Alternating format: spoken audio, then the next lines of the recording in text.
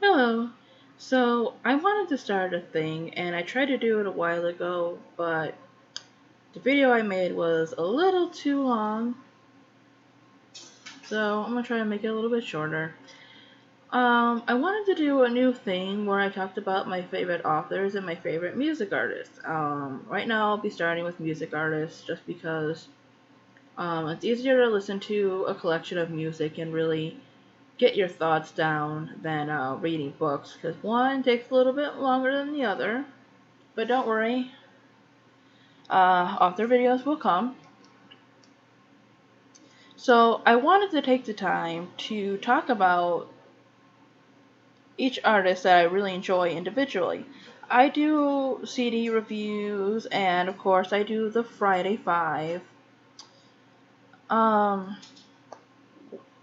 which is done every Friday, as you guys all know. But I don't ever really get the chance to talk about my favorite artists, like I said, individually, and what I like about them. So today I'm going to be talking about who I consider the piano queen of metaphor, and that is Tori Amos. Fun facts coming first.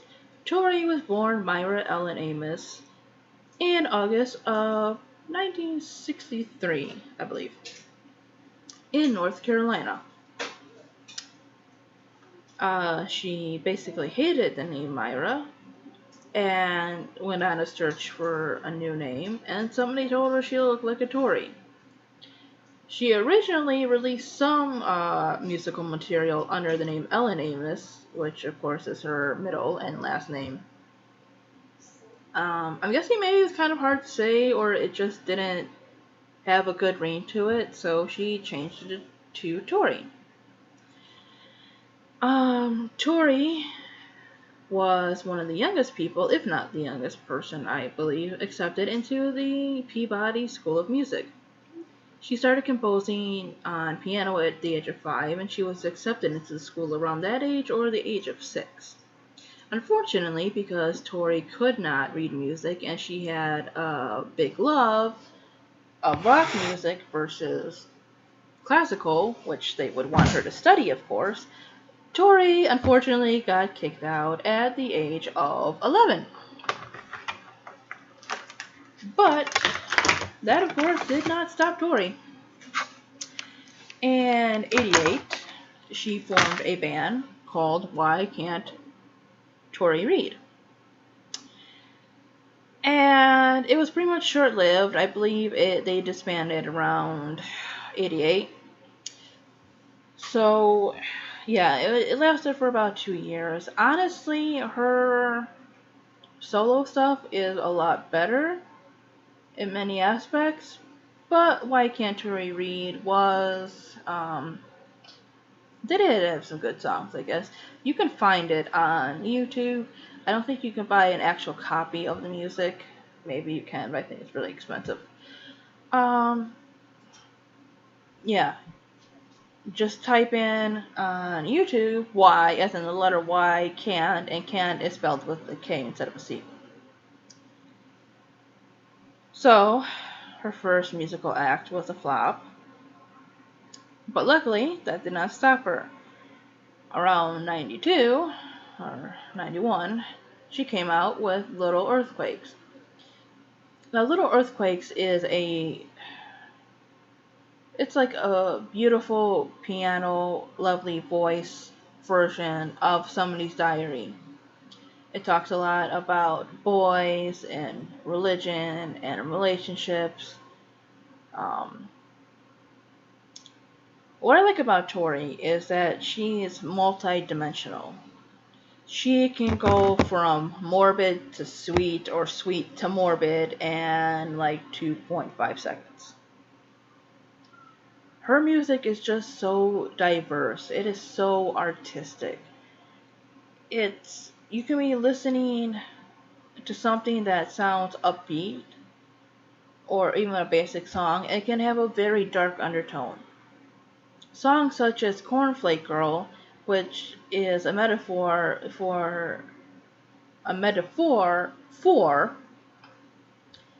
how women often treat each other and how brutal we are to each other. It's based around a book about female genital mutilation or female circumcision that happens in places around Africa and other places too, where young girls are taken by their mothers to get this horrible act done.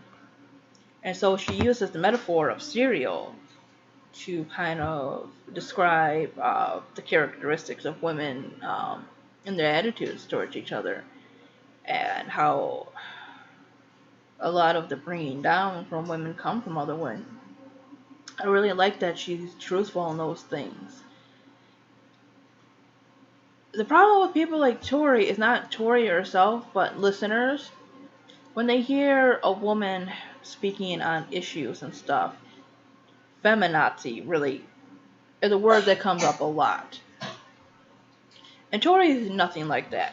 Tori is one that can acknowledge her inner darkness, her faults, um, and other things. When she was younger, she experienced sexual assault, which, of course, is no way her fault at all.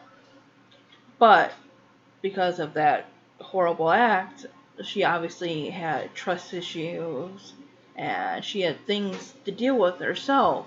So when it came to relationships, she didn't do so well.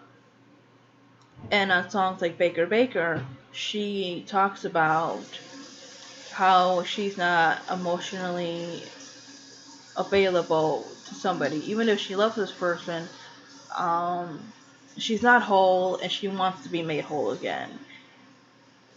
So, like I said, that's really what I love about her. She's a very truthful artist. She doesn't really bash at anyone. She brings up the wrongdoings, the hypocrisy of people, how people treat each other, men, women, issues of politics and religion.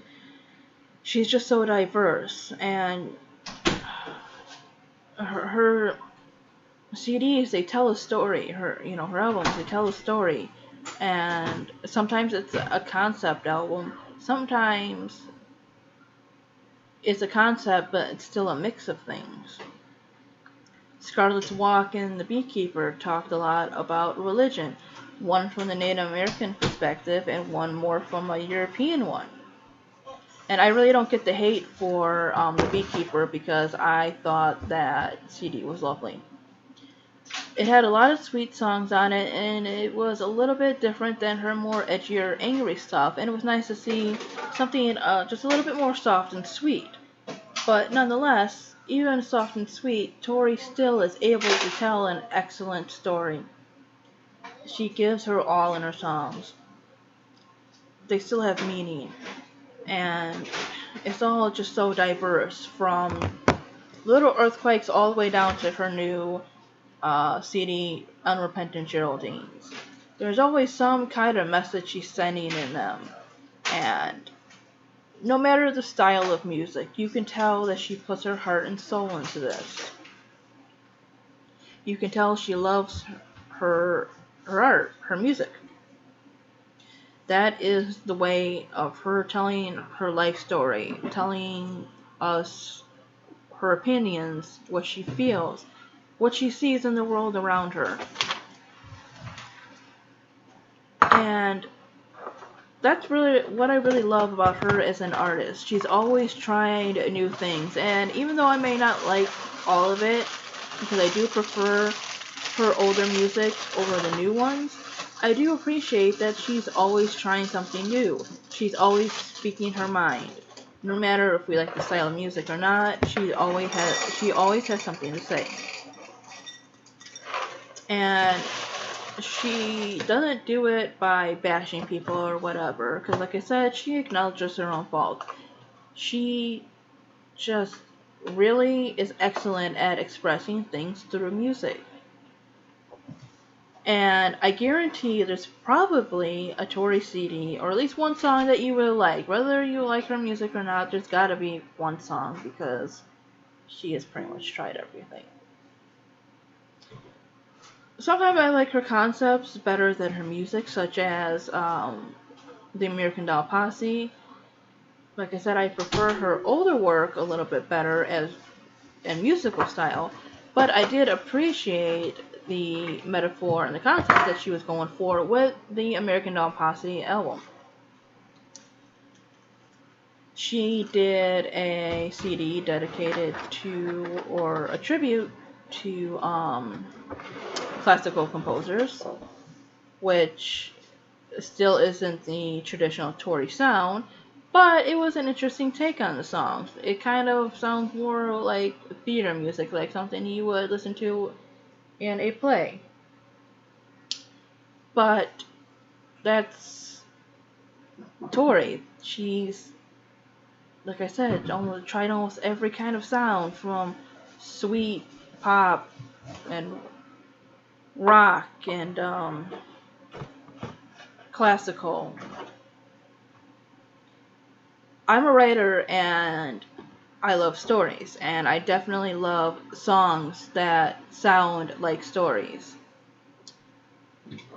And that's what you get when you listen to Tori. You get a mixture of storytelling and art and feeling anger, and sadness, and a mixture of anger and sadness, and happiness in the mixture.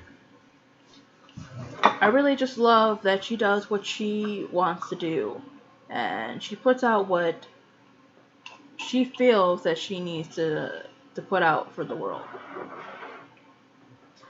And there's been a lot of people bashing her about plastic surgery and this and that, but honest to God, she's not the only person that's ever done that. And it has not changed her talent.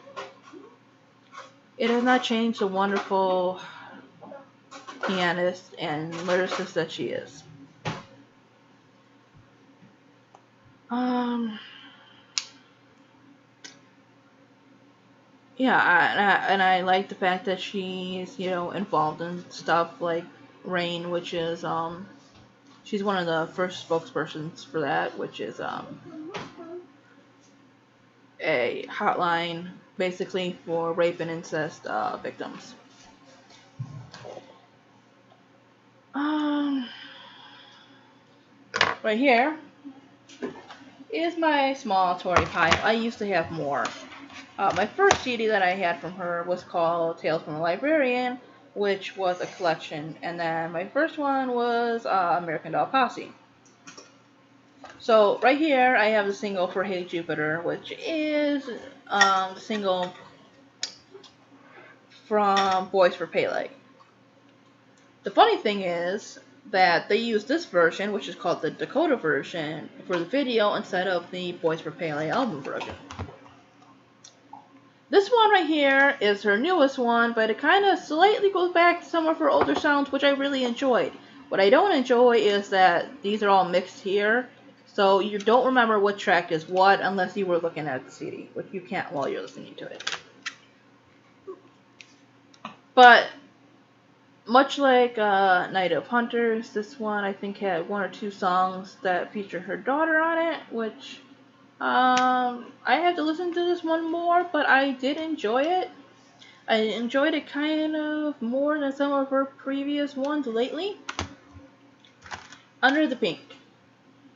Under the Pink is just wow. It's kind of what Little Earthquakes was in a way, but it kind of moved on to issues beyond Tori and then stuff besides just her personally. This one is a little bit, I don't want to say mainstream, but it's not as atmospheric in a way. This one's a little bit more road trip kind of music in a way, if you want something softer to listen to. That right there, I believe, is supposed to be a dream catcher. This one is the one that kind of deals more with the Native American side of Tori. And it's basically about a woman named Scarlett who goes on a road trip, a trip through America. And it's about her journey. And all the songs are just lovely and laid back. And It reminds me, I don't want to say like Sarah McLachlan, but something along that line. It's a little different than her normal sounds.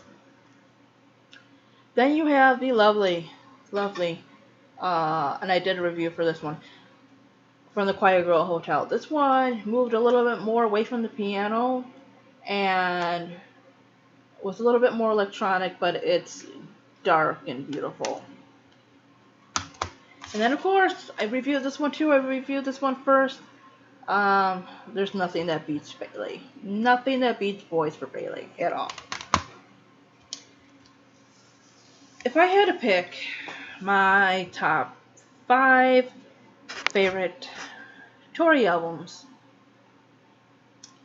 they would be Boys for Pele, From the Choir Girl Hotel, Scarlet's Walk, Under the Pink, and probably The Beekeeper.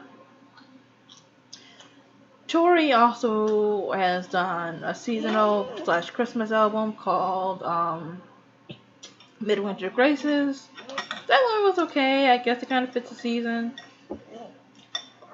I'm more or less into artists doing their own work, and I usually only buy their original work. But Tori had to make one last CD for her former record label. So instead of giving them original work, she made a concept album with covers, which was very interesting because usually when you do a concept album, it's your original work. But what she did was she took songs that are originally done by male artists that were songs about women, and she kind of did it where it was supposed to be from that woman's point of view of the song. Eminem, she did a spoken word cover because he's a rapper.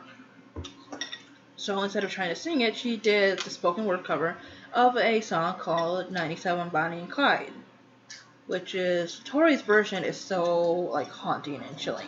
Listen to Eminem's and then listen to Tori's. They're both excellent, but Tori is just, like I said, she just makes that song so chilling. So yeah, like I said, she is a wonderful pianist and the queen of metaphor in my book.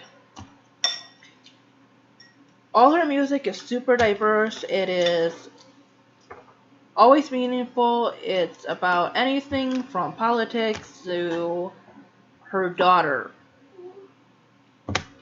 You'll definitely find a song to relate to, no matter who you are, no matter what you do, what your gender is, whatever. I suggest looking up Tori because, again, there's nobody like Tori. She's quite unique. So, thank you for watching, and I hope you enjoyed this video, and I will see you later. Like, comment, and subscribe. Bye-bye.